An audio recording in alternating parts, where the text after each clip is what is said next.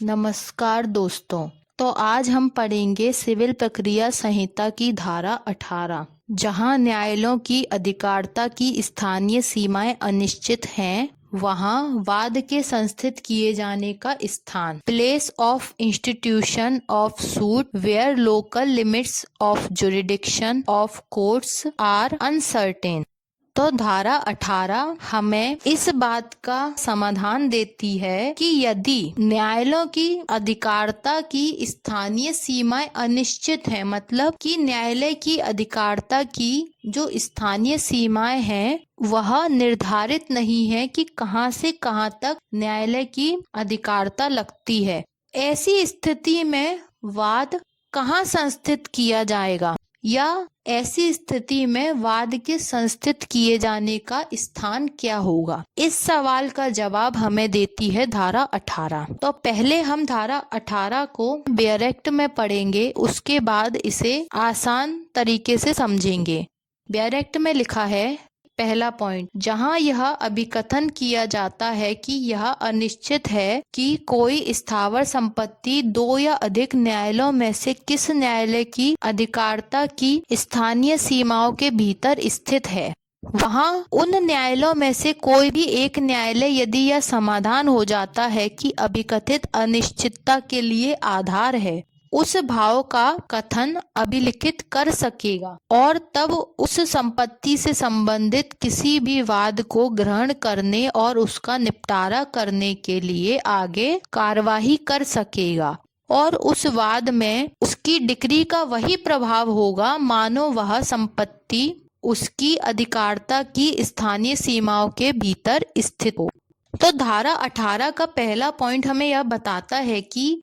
जहां यह अभिकथन किया जाता है, यानी जहां यह बताया जाता है कि यह अनिश्चित है, यानी कि यह बात निश्चित नहीं है, अनिश्चित है। क्या बात अनिश्चित है?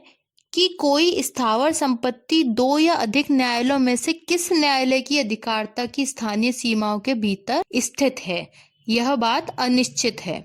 इस बात का पता नहीं चल पा रहा है कि कोई स्थावर संपत्ति दो या दो से अधिक न्यायालयों में से किस न्यायालयों की स्थानीय सीमाओं के भीतर स्थित है, मतलब कि स्थावर संपत्ति से संबंधित केस किस न्यायालय की अधिकारिता के अंतर्गत आता है। वहां पर क्या होगा, वहां उन न्यायालयों में से कोई भी एक न्यायालय, वहां पर उन न्यायालयों में से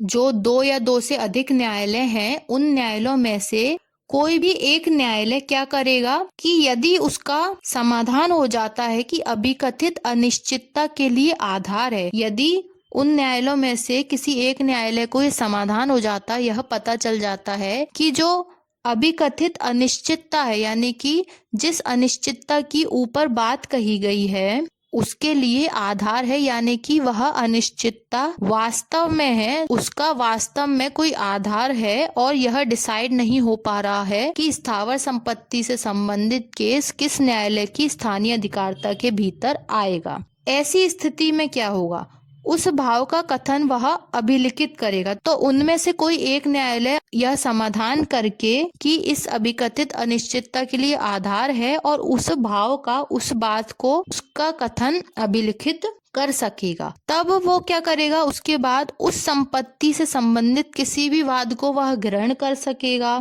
उसका निपटारा करने के लिए आगे कार्यवाही कर सकेगा और उस वाद में उसकी डिक्री का वही प्रभाव होगा मानो वह संपत्ति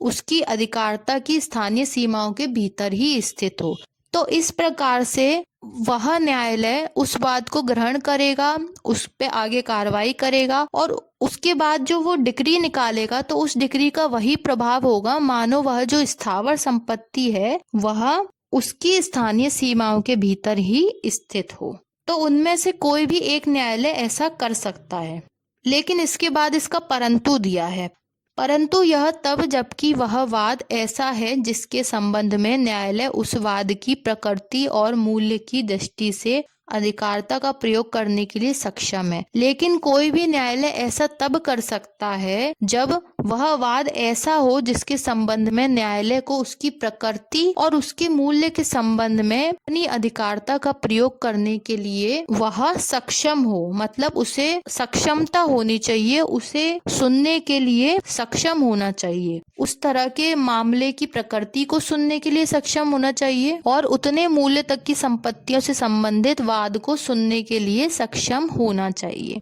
अब आता है पॉइंट नंबर 2, जिसे पहले बेयर एक्ट में पढ़ते हैं, उसके बाद इसे समझेंगे।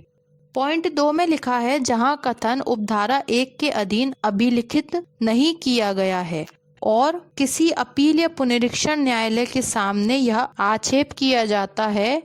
कि ऐसी संपत्ति से संबंधित वाद में डिक्री या आदेश ऐसे न्यायालय द्वारा किया गया था जिसकी वहां अधिकारिता नहीं थी, जहां संपत्ति स्थित है, वहां अपील या पुनरीक्षण न्यायालय उस आक्षेप को तब तक अनुज्ञात नहीं करेगा जब तक कि उसकी राय यह ना हो कि वाद के संस्थित किए जाने के समय उसके संबंध में अधिकारिता रखने वाले न्यायालय के बारे में अनिश्चितता के लिए कोई युक्तियुक्त आधार नहीं था। उसके परिणाम स्वरूप न्याय की निष्फलता हुई है।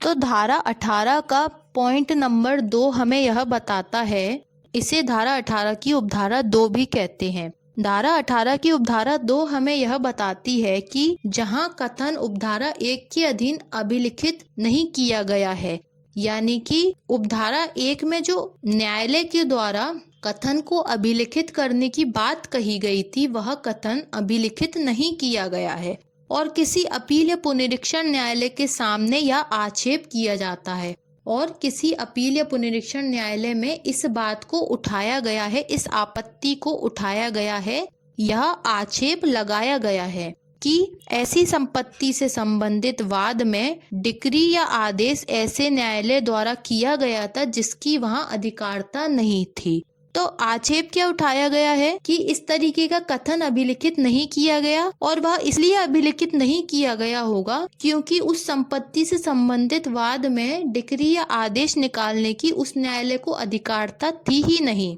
जहां वह संपत्ति स्थित है। वहां ऐसी स्थिति में क्या होगा, उस आक्षेप के संबंध में न्यायालय क्या निर्णय देगा, इसे आगे बताया गया है। वहां अपील या पुनरीक्षण न्यायालय उस आक्षेप को तब तक अनुज्ञात नहीं करेगा, यानी कि उस पर तब तक परमिशन नहीं देगा, उसको तब तक एक्सेप्ट नहीं करेगा जब तक कि उसकी राय यह ना हो, क्या ना हो, कि वाद के संस्थित किए जाने के समय उसके संबंध में अधिकारिता रखने वाले न्यायालय के बारे में अनिश्चितता के लिए कोई युक्तियुक्त आधार नहीं था। उसके परिणाम स्वरूप न्याय की निष्फलता हुई है। इसका मतलब यह है कि जब तक न्यायालय को यह नहीं लगता कि वाद के संस्थित किए जाने के समय उसके संबंध में जो अधिकारिता रखने वाला न्यायालय है उसके बारे में अनिश्चितता के लिए कोई युक्तियुक्त आधार नहीं था। मतलब उपधारा 1 में जिस अनिश्चितता के आधार पर उसने केस को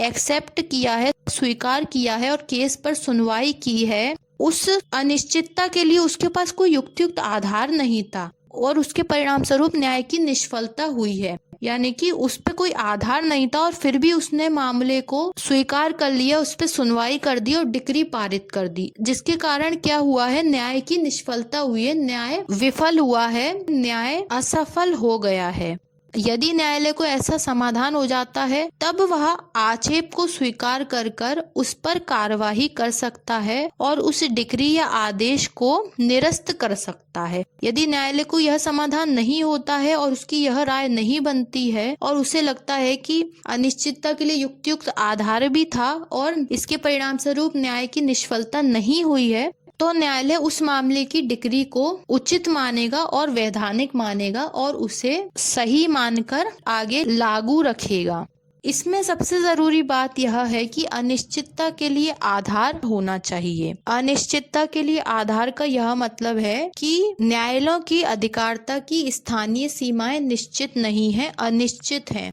यह नहीं पता कि जहां वह स्थावर संपत्ति स्थित है वहां पर किस न्यायालय की स्थानीय सीमाएं लगती हैं। इस बात का निर्धारण नहीं हो पा रहा, यह बात निश्चित नहीं है। तो यह अनिश्चित है, इसलिए न्यायालय इस अनिश्चितता के लिए आधार को देखेगा और जब उसे इस आधार के बारे में पता चल जाता है, समाधान हो जाता है, तब उनमें से कोई भी एक न्यायालय उस केस को स्वीकार कर सकेगा। अब हम धारा 18 को समरी के रूप में देख लेते हैं। तो धारा 18 में सिंपल सी बात कही गई है। इसमें कहा गया है कि यदि न्यायालयों की अधिकारिता की स्थानीय सीमाओं के बारे में अनिश्चितता है तो ऐसी स्थिति में उनमें से कोई भी एक न्यायालय मामले की सुनवाई कर सकता है, उस मामले को ग्रहण कर सकता है, उस मामले में डिक्री पारित कर सकता है। लेकिन वह यह सब तब कर सकता है जब उसको यह समाधान हो जाता है कि अनिश्चितता के लिए आधार है, यानी कि यह डिसाइड नहीं हो पा रहा है कि किस न्यायालय की स्थानीय अधिकारिताओं के भीतर वह मामला आता है। उसके बाद हमने यह पढ़ा कि न्यायालय ऐसे मामले को तभी ग्रहण कर सकता है जब उसे इस तरह के मामले की सुनवाई करने की और इस तरह के मूल्य के मामलों को सुनने की अधिकारिता होगी, यानी कि जब वह सक्षम होगा तभी वह मामले की सुनवाई कर सकता है। लेकिन इसके लिए सबसे जरूरी बात यह थी कि उसे मामले को ग्रहण करने से पहले अनिश्चितता के लिए आधार का कथन अभिलिखित करना होगा। इसके बाद आता है दूसरा पॉइंट। दूसरा पॉइंट हमें यह बताता है कि यदि कथन अभिलिखित नहीं किया जाता तो अपील या पुनरीक्षण न्यायालय में इसके संबंध में आपत्ति उठाई जा सकती है और यह कहा जा सकता है कि न्यायालय ने जिस संपत्ति से संबंधित वाद में डिक्री या आदेश पारित किया है उसे उस वाद को सुनवाई करने की अधिकारिता थी ही नहीं, क्योंकि वह संपत्ति जहां स्थित थी वहां पर उस न्यायालय की अधिकारिता लगती ही नहीं थी। तो यह आपत्ति तभी उठाई जा सकती है जब उस न्यायालय ने अनिश्चितता के लिए आधार का कथन अभिलिखित किया ही नहीं है, क्योंकि अगर वह कथन अभिलिखित कर देता तो इस तरीके का कोई आक्षेप उठाया ही नहीं जा सकता। अब इसके आगे अपील या पुनरीक्षण न्यायालय ऐसे आक्षेप को कब स्वीकार कर सकता है, तो वह ऐसे आक्षेप को तब तक स्वीकार नहीं करेगा जब तक कि उसकी यह राय नहीं बन जाती कि जो वाद संस्थित किया गया है उस समय उसके संबंध में अधिकारिता रखने वाले न्यायालय को अनिश्चितता के लिए कोई युक्तियुक्त आधार नहीं था। इसका मतलब यह हुआ कि न्यायालय का कोई युक्तियुक्त आधार ही नहीं था और फिर भी उसने उस मामले को स्वीकार कर दिया, जिससे न्याय की निष्फलता हुई है। तो जब अपील या पुनरीक्षण न्यायालय इस बात पर अपनी राय बना देता है तब वह उस न्यायालय की डिक्री या आदेश को निरस्त कर सकता है। तो यह थी धारा 18। अब मिलते हैं अगले लेक्चर में। धन्यवाद।